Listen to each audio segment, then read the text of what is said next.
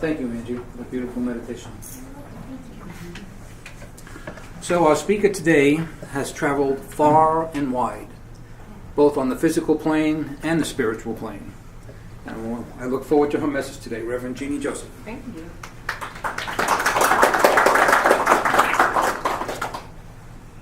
So Spirit had me forget my notes. That's all right. Better this way. We'll improvise.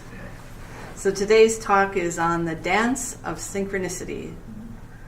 So if I say synchronicity, probably all of you have had many experiences with synchronicity. Does anybody want to offer a definition? What is synchronicity? Anybody want to throw one out? Simultaneous activity. Simultaneous activity. I love that. That's nice. That feels good. Yeah. Anyone else? Yeah. Serendipity, one thing leads to the other. One thing leads to another. Yes. Being in the flow. Being in the flow. All connected. All connected. Well, my talk's done. That's really lovely. So what's nice is we've all had some experiences of synchronicity, and we all can kind of float in on different aspects of it. And was anybody wrong? Were any of those answers wrong? No, they were all right. And yeah, you do.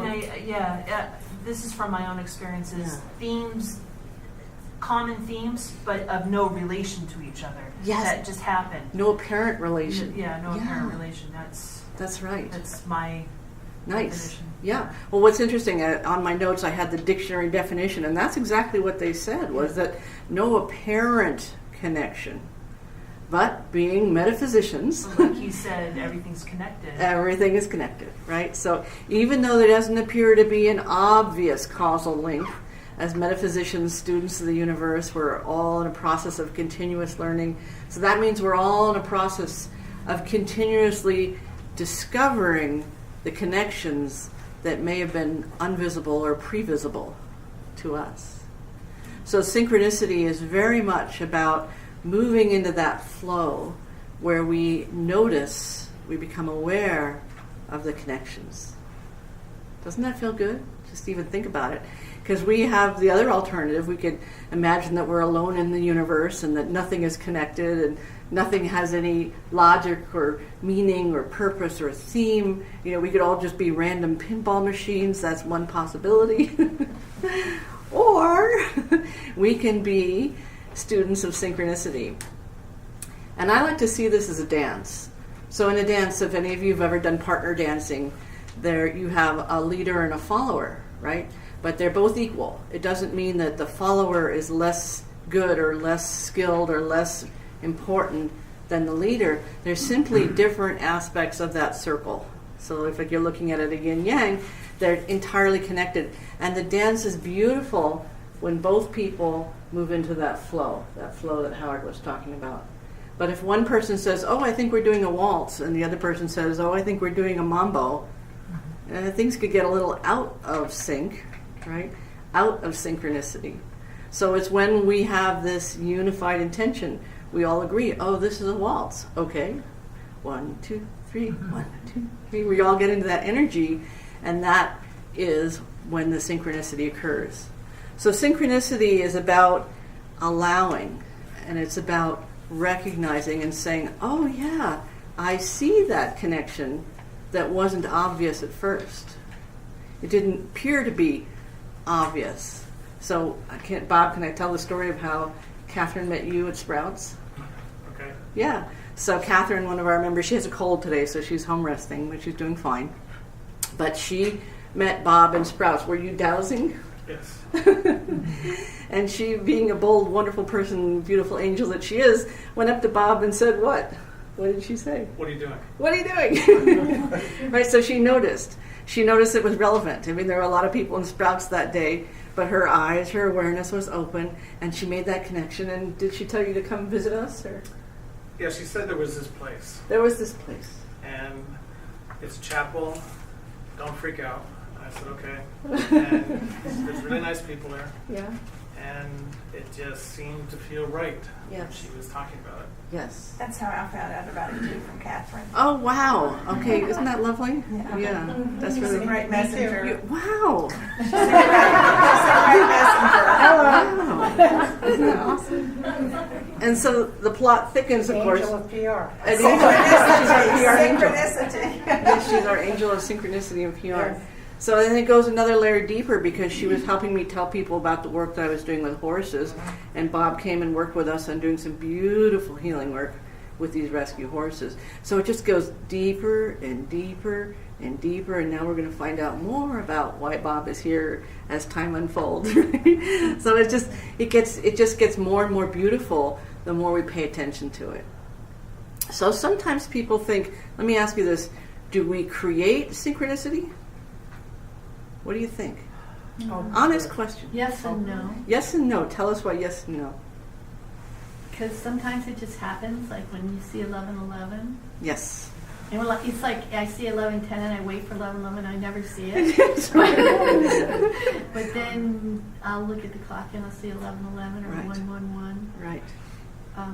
So that's a no. But Yes. then sometimes I put a thought out there. This is what I want to create, and it happens. Mm-hmm. So that Yeah. in synchronicity. Yes. Synchronicitous thing. Right. So those of you who are listening to the language of numbers, maybe 11, 11, 11, I'll have that a lot on the clock. You turn at just that moment. What made me turn to see that particular number that's an important communication for you, right? And then sometimes we go to make it happen and it doesn't work, right? No, it does. Oh, it does sometimes? Yeah, I manifest a lot. You do? Okay. But I don't say I want something specific. I manifest and I say, this or something better. Yes. And I wait and watch for the synchronicity to happen in my life. Very nice. So that waiting and watching and allowing is a big part of that, as opposed to that kind of pushing or forcing or other energies that we've all used. And Field of Dreams. What was that? Field of Dreams. Field of Dreams, yes. So tell us more about that. Well, when the student is ready, the teacher is there. Yes. And if you have your field ready, then it's more likely that your dream's going to happen. Yes, very nice, very nice. So sometimes we are balancing our own internal energies so that we can create a fly from our horses. So the horses were here, not here literally physically the other day, but they were energetically here the other day. So now we have Did you say about the fly? the fly is flying. Yeah, because one just almost hit me in the head. I know. one just almost hit me in the head. The horses don't like it. Feeling a little annoyance there. Okay.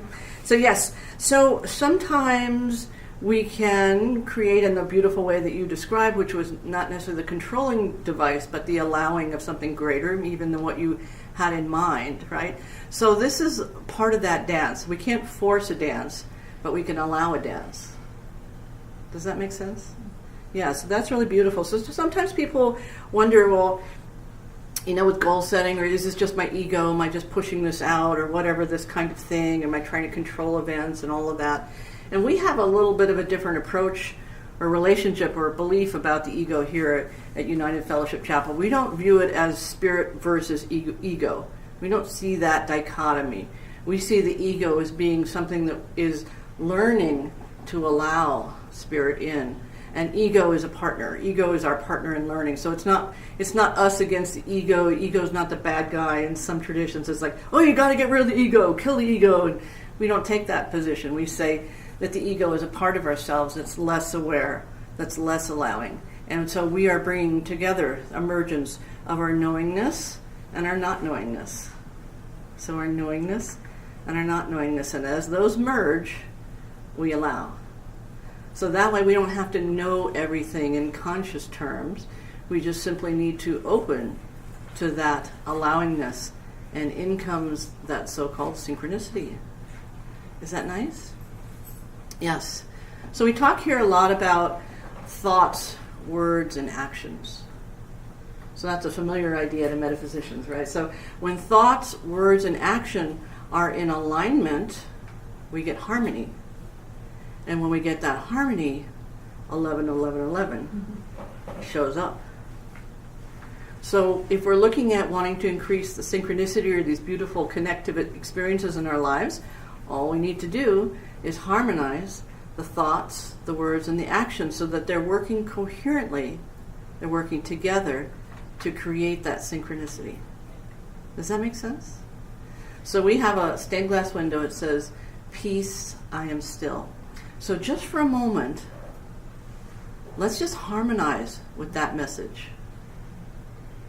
So feel your own thoughts, words, actions. Move into harmony with that beautiful message.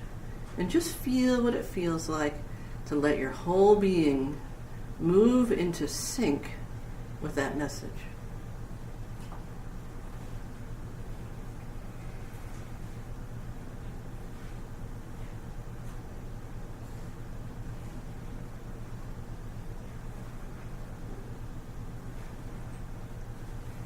So raise your hand if you could feel a little shift within yourself, a small or a large shift. Nice. And could you feel the shift not just in yourself, but maybe in the room? Could you feel the field shift?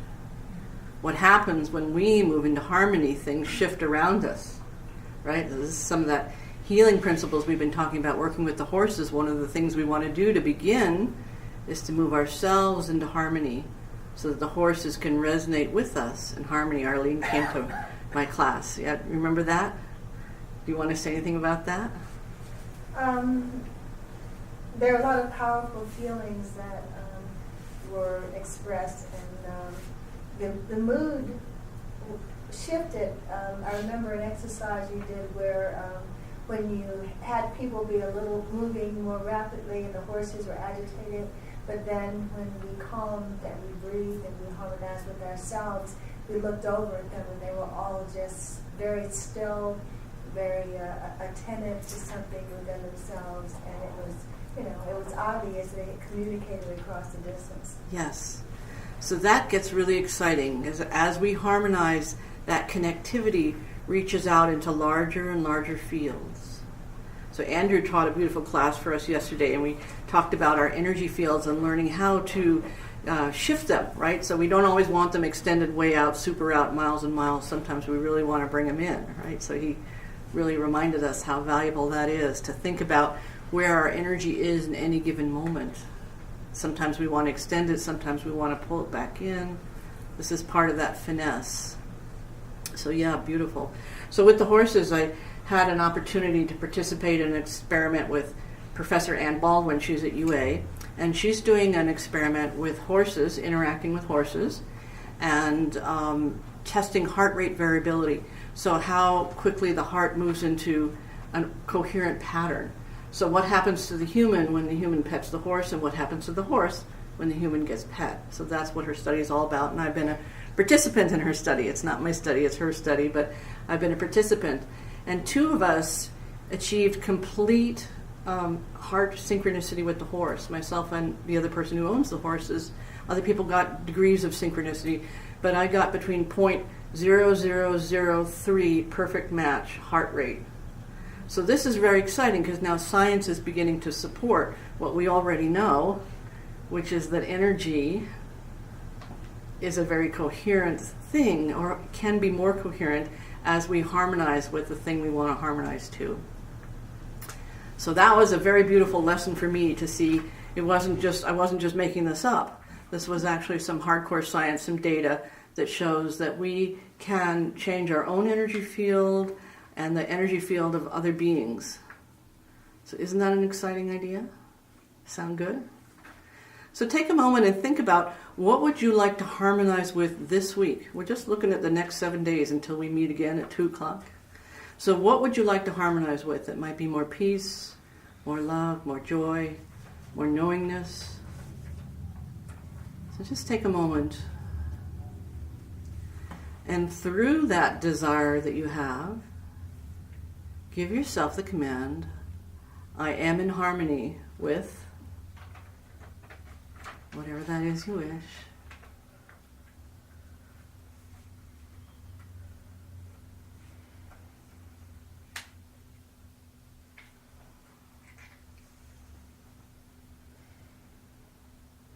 And set the intention that this week you're going to allow that.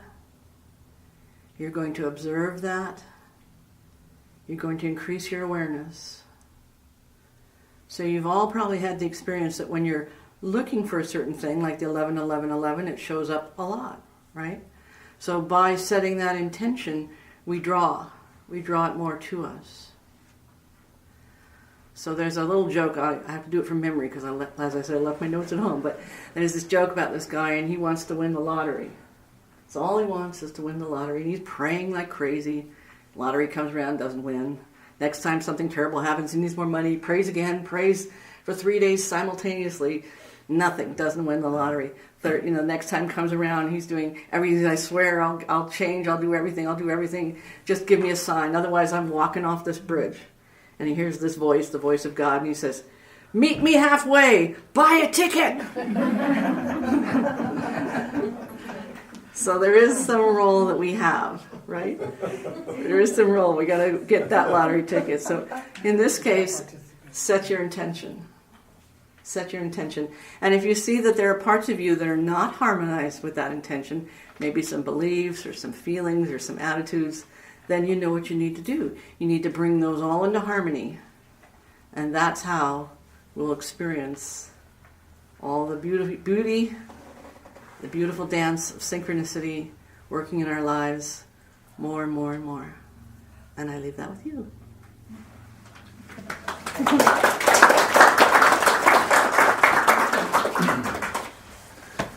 Thank you, Reverend Genie. Yep. So now is the time for our love. First,